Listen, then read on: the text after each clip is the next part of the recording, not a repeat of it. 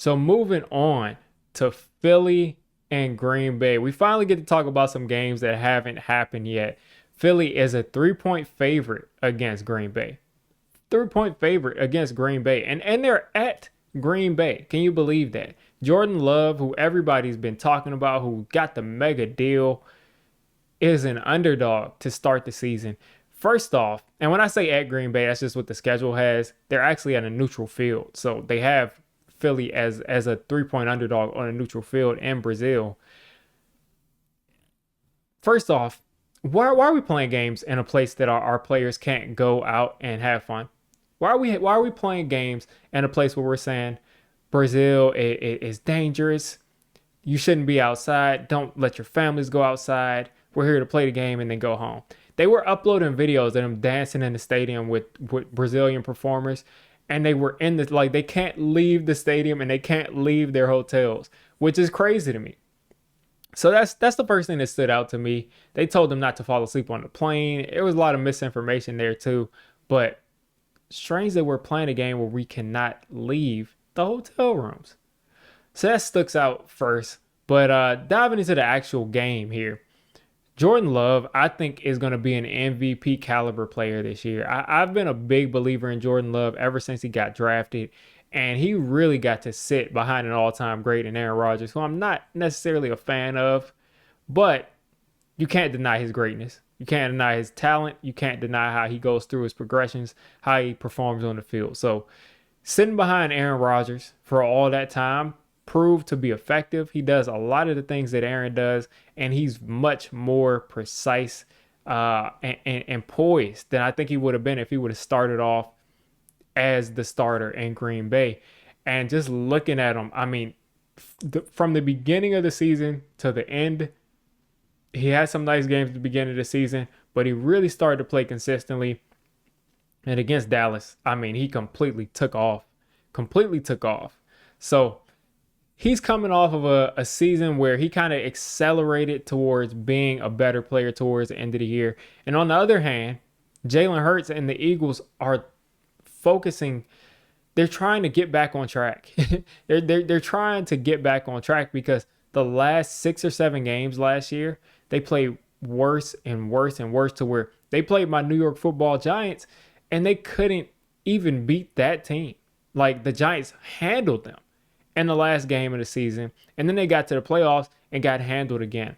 So this is a team that I'm really concerned about. As far as, has Nick Sirianni lost the locker room? Is he going to be able to bring this team out and get them back motivated for a new season? I think he will. I think Nick Sirianni is actually a good coach. A lot of people say he just has a super team. I think he's a good coach. I think the players play hard for him. It's just about what happened this past year and can he get that same level of control over the team that he's had in the past. There's been a lot of turnover at the coordinators spots. There've been a lot of turnover there and the assistant coaches in general. So they have got to get some stability. Nick Sirianni has got to right the ship. So they've made some moves this offseason. They brought in Saquon Barkley. They brought in Jahan Dotson a couple of days ago. So they've made some big moves this offseason. And me as a Giants fan, I'm rooting for Saquon Barkley to go, 20 carries for 3 yards every week. That's what I'm hoping. I mean, that's just what I'm hoping, because you go to a division rival. I wish Saquon the best. I hope he continues to get paid. I want him to finish out his deal because he's a great guy. But I do not want him to succeed on the Philadelphia Eagles. Not a fan of that. So I hope Saquon Barkley has a bad game. I hope he stays healthy, but I hope he has a bad game. And they brought him in, and they brought Dotson in, and I think that really kind of addressed two needs for them. The Eagles have struggled to find that third receiver.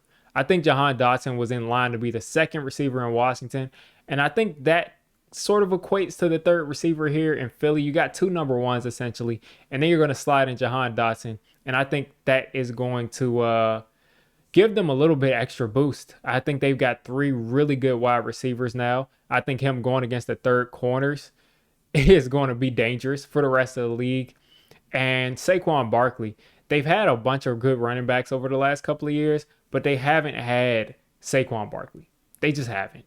So these two players address some needs for them that I think they needed to address. They also addressed their secondary in the draft with Quinion Mitchell, and they got a lot of guys that are have been drafted over the last couple of years that have got to step up, like Ringo. I'm not even sure if Ringo's still on their team, but you get the point. They've drafted a lot of defensive players that have got to step up.